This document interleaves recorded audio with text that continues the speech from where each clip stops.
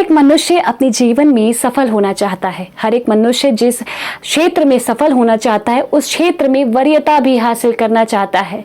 पर क्या होता है, कुछ मनुष्य सफल हो जाते हैं तो कुछ मनुष्य विफल हो जाते हैं। जो मनुष्य सफल होते हैं, पता है कारण क्या है? कारण है एकाग्रता की, कंसंट्रेशन की। क्या आपको पता है एकाग्रता की परिभाषा क्या होती है? क्या आप जानते हैं कि कंसंट्रेशन आप कैसे अचीव कर सकते हैं अपनी लाइफ में? क्या आप कभी भी इस चीज को जानने के लिए इच्छुक हुए हैं या नहीं? नमस्कार दोस्तों, आप सभी का स्वागत करती हूँ अपने YouTube चैनल डिजिटल काजल में। मेरा नाम है काजल।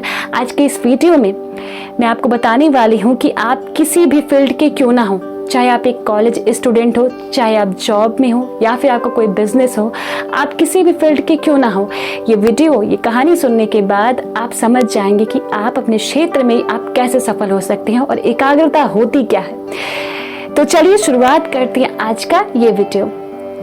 कहानी है एक फकीर बाबा की, जो सबको बताते थे कि आप जीवन कैसे जी सकते हैं, मनुष्य का सुख दुख क्या होता है।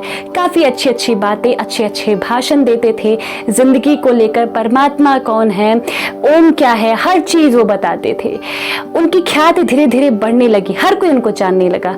धीरे धीरे उस गांव से उनकी ख्याति बढ़ते बढ़ते उस राज्य के राजा तक ये बात पहुंच जाती है।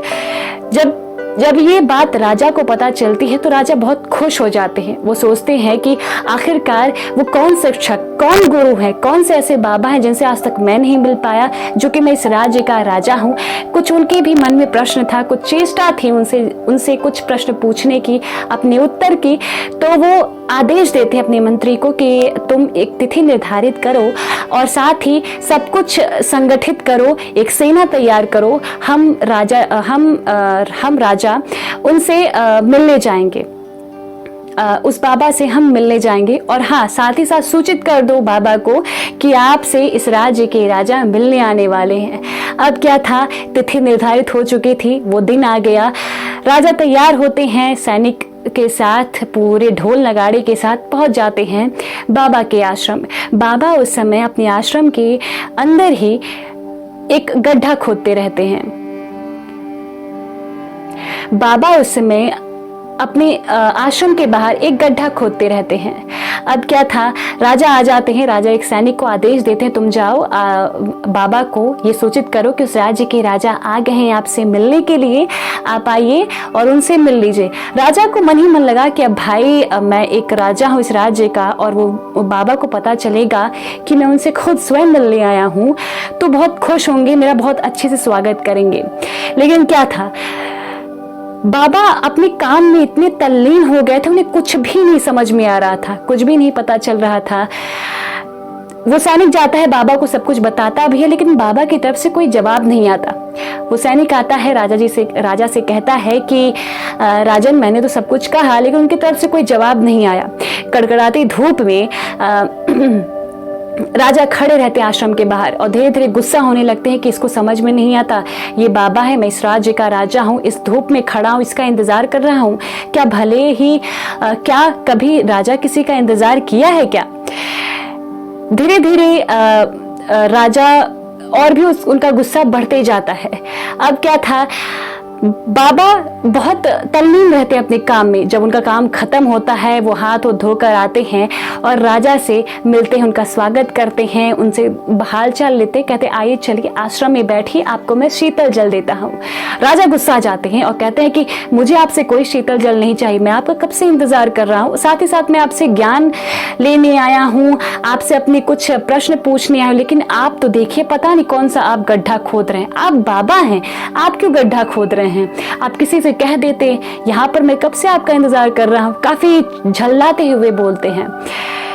तो अब बाबा कहते हैं कि मैं आपको तो पहले ही ज्ञान दे दिया हूँ।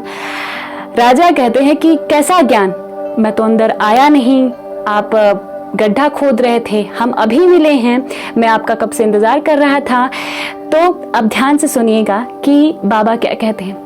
सबसे पहले कहते हैं कि राजन, आपने कहा कि आप किसी और से कार्य करवा लीजिएगा, मुझे मेरा हर कार्य खुद से करना अच्छा लगता है, क्योंकि मुझे मालूम है वो कार्य करने में मुझे अच्छा लगेगा। दूसरी बात, आपने कहा ज्ञान की बात को लेकर ना, मैं वो गड्ढा खोद रहा था, मैं इतना ज्यादा उसमें तल्लीन हो गया था, मुझे पता नहीं चला और गड्ढा स्वयं ही खुद चुका था। जब गड्ढा खुद गया, काम हो गया, तब मैं उठा, मुझे कुछ भी नहीं दिखाई दे रहा था उस समय। तब मैं अपना नजर घुमाया तो देखा सामने आप खड़े थे। दोस्तों, इस कहानी से ये शिक्षा मिलती है कि हम हर कोई हर दिन एक दिन का गोल सेट करते हैं, एक दो दिन कार्य करते हैं, लेकिन फिर क्या होता है, हम उस गोल से हट जाते हैं, हमारा कंसंट्रेशन नहीं होता, एकाग्रता नहीं होती और फिर बाद में कहते हैं कि मुझसे नहीं हो पाएगा, शायद मैं इस काबिल नहीं हूं, शायद मैं कुछ और कर लूं।